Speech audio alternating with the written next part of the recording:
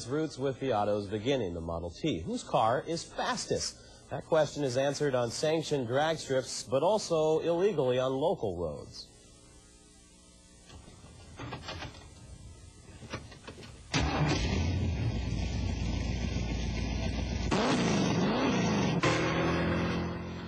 They streak into the night, 0 to 120 in about 10 seconds.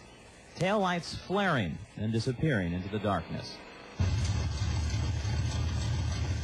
This is where the talk stops, engines start, and grudges are settled, on the back roads in Monterey County.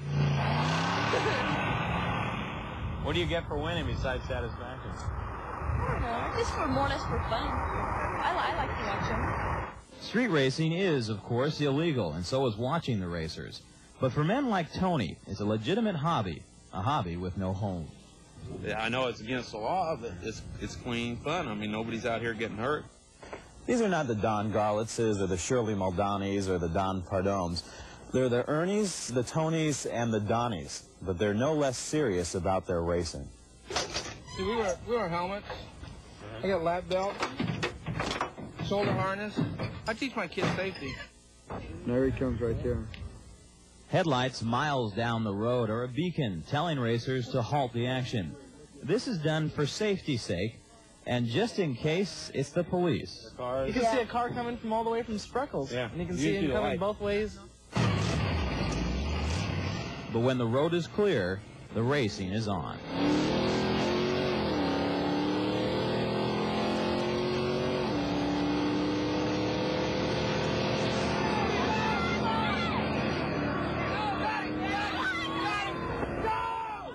They race because they like it.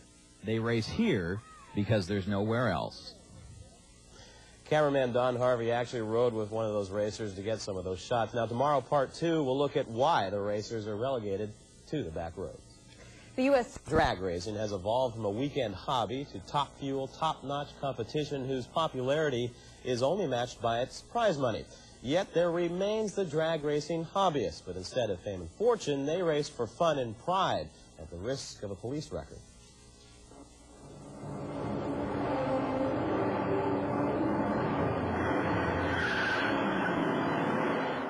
James Dean upped racing's ante in the classic film Rebel Without a Cause. It was street racing with a deadly twist.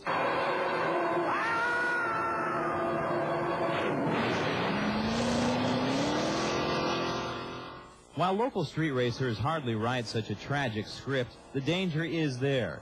Racers know it, and so do local authorities.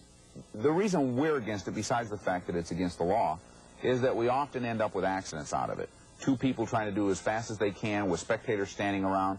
You have a possibility of an auto pet accident. You have a possibility of these two cars colliding. The guy ain't got nothing, man. He started from scratch. The CHP says there's been at least one death attributed to street racing over the past few years. Racers argue that death might have been avoided if there was a local drag strip, the way there used to be. This abandoned runway at Salinas Airport was the home of local drag racing for years until it was closed in 1970. But when it was suggested that it be reopened, the Airport Commission said no. We got some backing from some people down in Los Angeles that had the money to build the track that wouldn't get the land. And the city of Salinas just didn't want nothing to do with it. Did they tell you why? No. The reason, according to the airport manager, is drag racing wasn't compatible with the master plan, specifically because of safety and noise. You think they should open it up again? I think so. You know, because I got kids coming up, and they're into drag racing, and I'd rather see them on the strip than out here in the back streets. So for now, drag racing on the Central Coast will remain a covert affair. Exciting, dangerous, and illegal.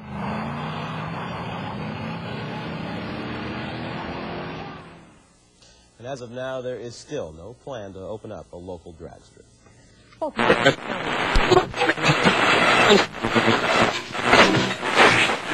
Inside, the local car clubs say this weekend's top movie at the box office, Too Fast, Too Furious. is only going to bring more super fast cars onto local roadways, some for show, others looking to race. And if you think it's a small crowd, well, think again. We hit the streets this weekend and found out first impressions might just leave you in the dust.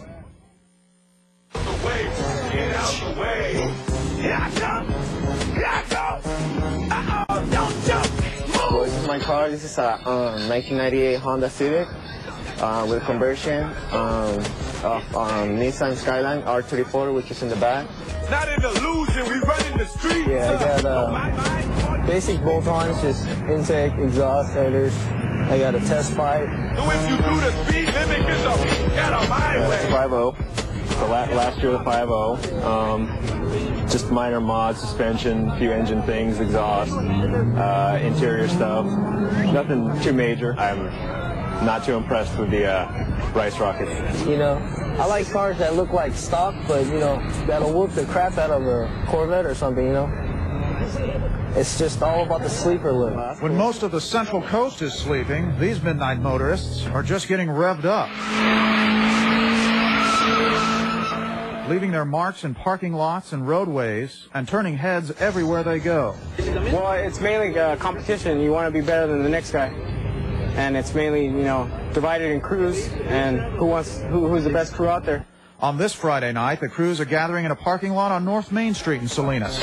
Causing confusion, disturbing the peace. Until the property owner decides they're wearing out their welcome. We got a complaint from the manager, so you guys are going to have to move on, all right? So it's on to another deserted lot nearby, staying one step ahead of the cops as they trade stories about their adventures behind the wheel. This is the guy that wanted to race you, eh? What? Most of the drivers we spoke to say they steer clear of drag racing on local streets. I won't do it just because I don't want to get tickets or my car taken away. I don't like to race because I could get into an accident and all the money that I put in my car will just be going out in the trash. But after a short drive to a lonely stretch of road just outside the Salinas city limits, our cameraman caught a different story this weekend. High-speed drag race with dozens of people watching, interrupted only when someone spotted our camera. Police say they try to keep an eye out for the racers, but admit it's tough to catch up with them, especially since they move around so much. Now more young drivers are hopping on board the custom car caravan. Speed racers getting fuel from this weekend's debut of Too Fast, Too Furious. The losers will hand over them keys. Gonna bring out a lot of new heads and Salinas. And you know, as time goes by, I mean, new people, new cars are gonna come out. And you know, you gotta have their best ride, you know, to make it, you know. There are worse things people could be doing than working on their car and, you know, getting into it, so I think it's a healthy addiction. So bye-bye to all you groupies and gold diggers. And an expensive addiction. Some of those drivers you saw have no problem spending 10 to 20 grand on upgrades for their cars. Now, some cities in California, including Los Angeles, this weekend are looking to pass laws that would allow police to permanently confiscate those expensive cars if their drivers are caught racing.